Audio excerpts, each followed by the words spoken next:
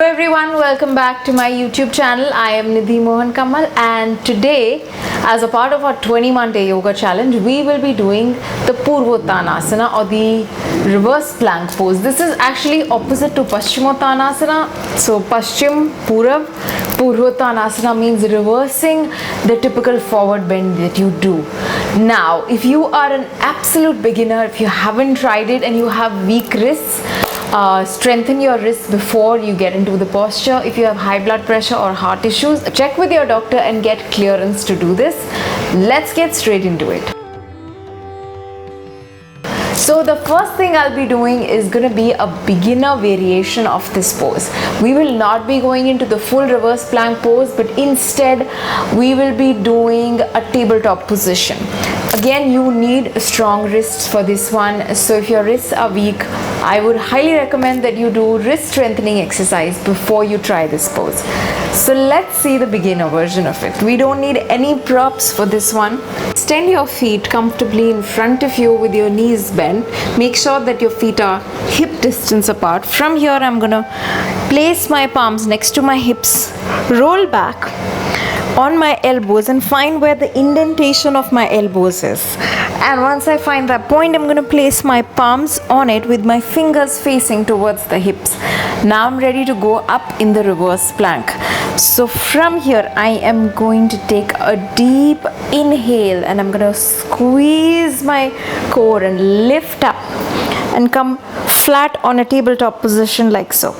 Now here my core is really braced in. I'm pushing my hips towards the sky, belly button towards the sky. From here, if you have a little bit of issues on your neck, you can keep your neck neutral and gaze forward like so. But if you don't have any cervical issues, you can drop your neck, find that extension in your chest and breathe. And on an exhale, slowly come back down and release. Now let's look at the full variation on how this pose looks like. Since it's a reverse stretch from Paschimottanasana where we extend the back of our legs, we need to extend the front of our legs because we're going to be reversing the fold. So we have to extend our legs as far down as we can. So my toes need to be parallel to the mat. So if you have any mobility issues around your ankle, again work on your ankle mobility before you start this pose. So I'm going to first start in Dhanurasana. So Dhanurasana, feet extended forward, chin all the way to the chest. From here I'm going to start. So I'm going to extend first the front portion of my hands like so. From here you're going to bend your elbows, bring them back and find where the indentation of my elbows is. I'm going to place my palms there, and from here I'm going to roll my shoulders back, leading from the chest. I'm going to, on an inhale, I'm going to come up all the way up, extending, no bend in my knees. Again, I can keep my neck neutral or I can drop it all the way down to the back and breathe and keep pushing your chest up, bracing that core. 1, 2, 3, 4 and 5. And if I want to release, I'm going to bring my chin to the chest, and in exhaling I'm going to come all the way down to Dhanurasana.